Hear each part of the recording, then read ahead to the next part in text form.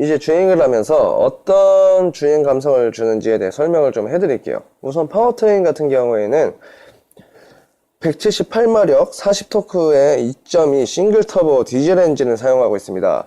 사실 칭찬하고 싶은 부분은 이 엔진 부분인데, 엔진에 178마력을 실마력에 거의 동일하게 주지 않을까 싶을 정도로 2톤이 가깝게 나가는 차이예요. 그냥 2톤이라고 보시면 되는데, 이 차량을 밀어주는 힘이 상당히 강합니다.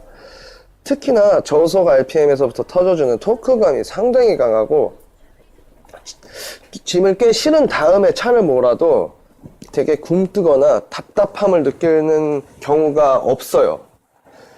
또 디젤 엔진에 느린 악셀링 반응이 있을 텐데, 이 악셀링 반응도 예전 세대들에 비해서 상당히 빠르게, 물론 휘발유 모델이나 뭐 수입 디젤에 비해서는 또 느린 감은 있는데 많이 이제 줄여놨고, 이 악셀링 반응을 되게 좋게 만들어놨고, 2.0 엔진 시절에 되게 느릿느릿하고 답변이 되게 느렸었어요 정말.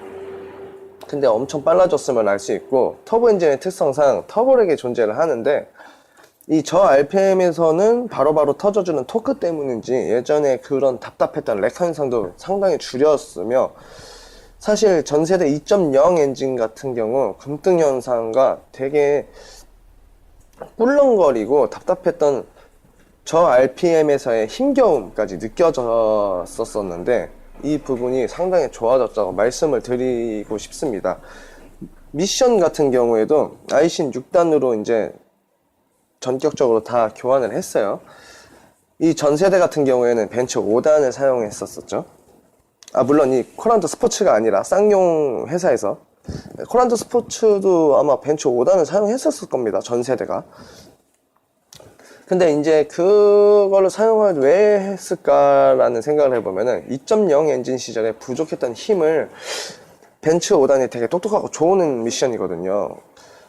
그 5단으로 나누면서 한 단씩 RPM 사용 부분을 넓게 가져가서 부족한 힘을 보완하려고 했었던 면모가 있었는데, 이번에는 엔진이 좋아져서인지 6단 아이신과의 이 조합이 되게 좋으며 울컥거림도 거의 없고, 예전 쌍용 2.0 엔진에 6단 변속을 썼던 당시가 썼었는데, 그 당시에는 3, 4, 5단에서의 엄청 어리버리 현상이 있었어요.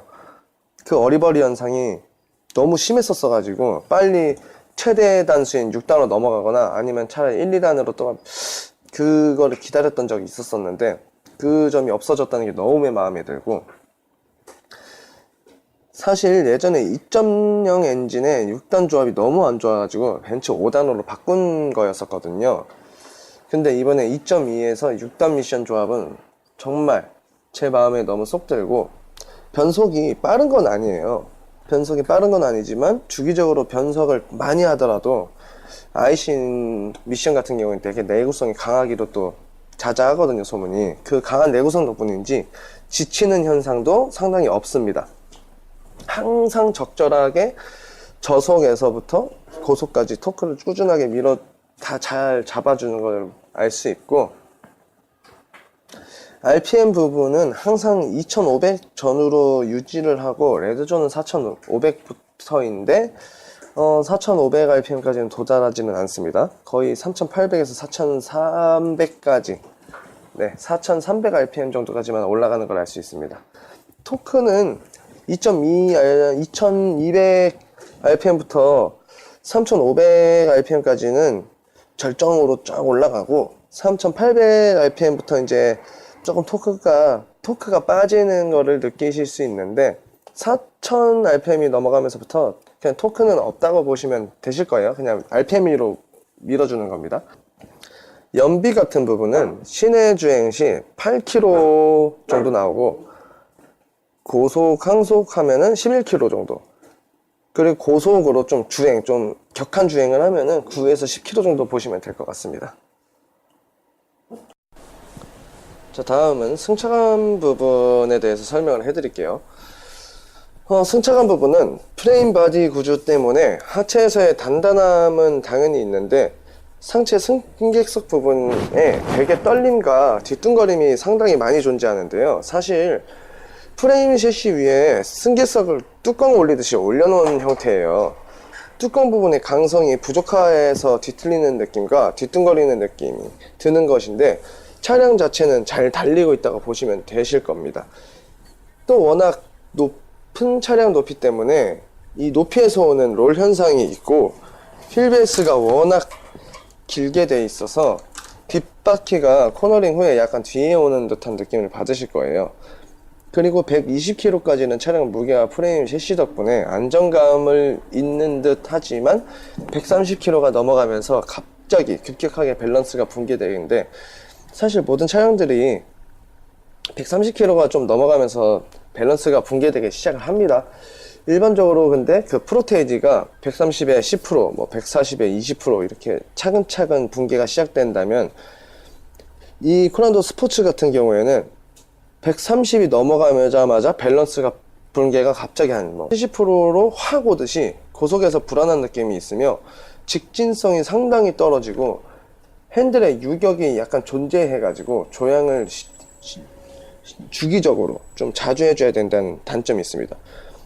그래도 코너링 시에 무게중심이 아래쪽으로 편중이 되어 있어서 그런지 심하게 코너각을 못 잡는 경우는 없으며, 언더와 오버 성향을 같이 가진 차량이라고 보시면 되는데, 일반적으로 센서를 다 켜고 일반적으로 후륜, 이륜으로만 놓고 달리시면 심하게 언더 성향을 가지고, 이 안전 센서를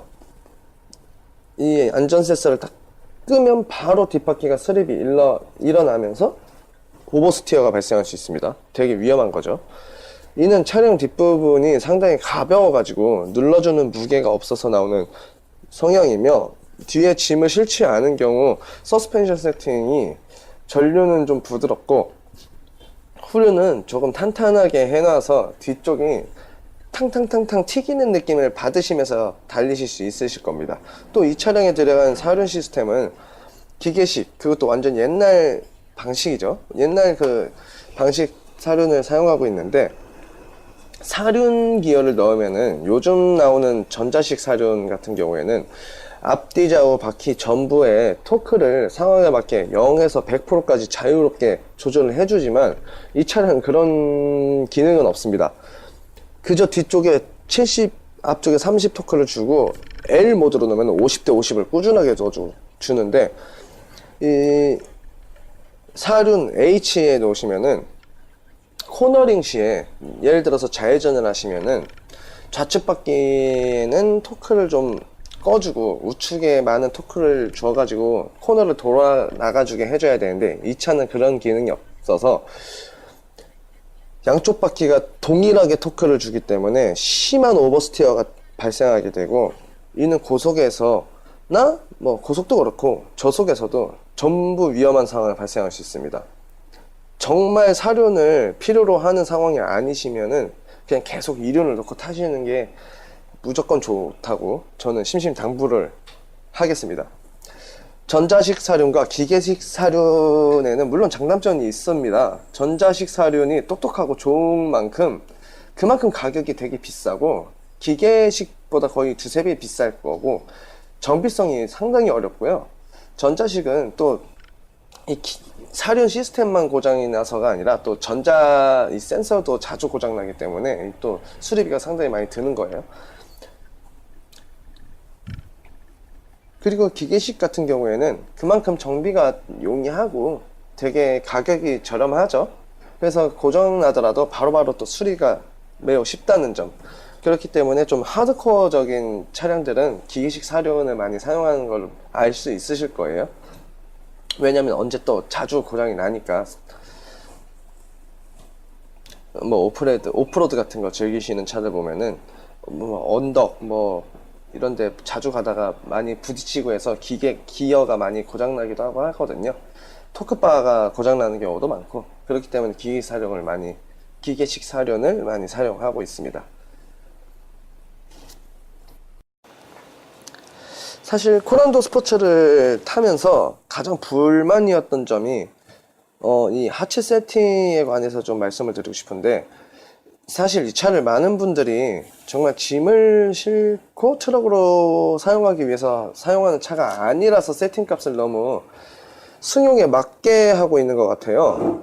전륜을 더블 리시본을 넣고 승차감과 코너링 점을 잘 잡아주었는데, 후륜 같은 경우에는 오링크, 멀티링크 방식으로 잡았지만 무게를 분산시키기 위해 서스펜션 세팅을 했음을 알 수 있지만 이 강도가 너무 약하다는 게 제 개인적인 불만이거든요. 사실 후륜 서스펜션을 상당히 딱딱하게 잡고 댐퍼와 스프링 강도도 더 꽉 잡아주고 뭔가 찐득한 느낌을 줬었어야 되거든요. 사실 이렇게 세팅하면은 일반 주행 시 물론 엄청 튀기고 불편한 승차감을 주는 건 맞는데, 이 차는 400kg의 짐을 실을 수 있다고 하는 적재 중량을 가지고 있어요. 적재 중량 무게가 400kg인데 300kg만 실어도 뒷 서스펜션이 너무 부드러워서 짐을 싣고 달리기에 너무 위험합니다. 짐을 실으면은 서스펜션이 그 무게를 잡아주지를 못하고 롤링이 엄청 심해지고 무게중심을 못 잡고 뒤뚱거리는 현상까지 일어나고, 직진만 하게 되더라도 차가 뒤뚱거리고 롤이 계속 발생합니다. 요잉하고 피칭 전부 다 발생해요. 또한 뒤에 짐을 300kg 이상 실으면은 차 압축이 약간 뜨거든요. 이 피칭이 심해져 가지고 정면 그립이 없어요. 그럼 코너링 시에 극심한 언더 성향은 물론이고 코너를 제대로 잡아 돌지 못하는 현상이 발생이 된다는 거예요. 그리고 이 차는 트럭으로 신고가 되고 트럭 혜택을 받고 세금대 트럭을 낸단 말이에요. 29,500원이에요 1년에. 그렇게 팔리는 차인데 그저 승용과 레저용으로 차를 만들어서 판매하는 게 이게 과연 맞는 건가 싶거든요. 사실 만약에 승용과 레저로 팔리게 되고, 그리고 이 차를 실제로 저 같은 경우에는 짐을 많이 실기 위해서 구매를 했는데, 완전 이런 고객들이 많이 있으니까 옵션 사항으로 서스펜션을 뭐 승용차 전용 뭐 약간 부드러운 서스펜션 파츠를 만들고 별도로, 아니면 트럭으로 사용할 수 있는 서스펜션 파츠를 좀 옵션 사항으로 좀 넣어서 판매했어야 하지 않았나 하는 생각을 좀 하고 있습니다. 만약 이 차량을 정말 무거운 짐을 실어서 사용해야 하는 분들이 계신다면 절대 이 차를 추천드리고 싶지는 않습니다. 절대. 너무 위험하거든요. 그냥 가족과 나들이용이죠 뭐.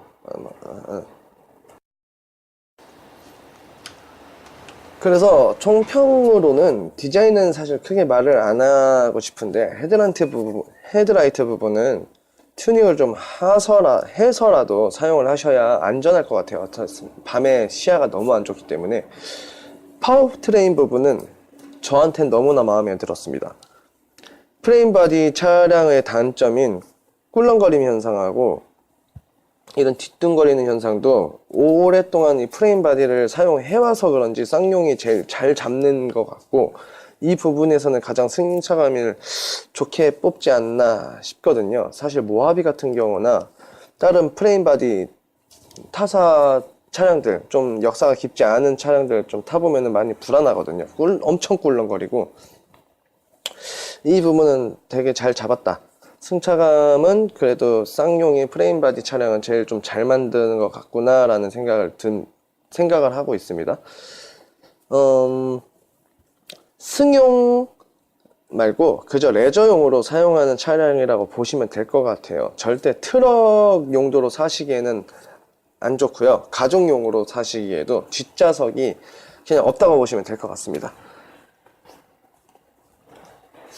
뒷좌석에 부모님도 못 태우니까 아이들이 타도 많이 답답해할 거예요 아마.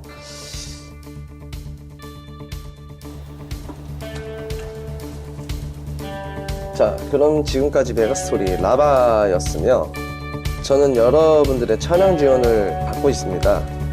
댓글도 좀 많이 남겨주시고 보시게 된다면 카톡 아이디 남겨놓을 테니까요. 많은 차량 지원 좀 부탁드릴게요. 지금까지 라바였습니다. 감사합니다.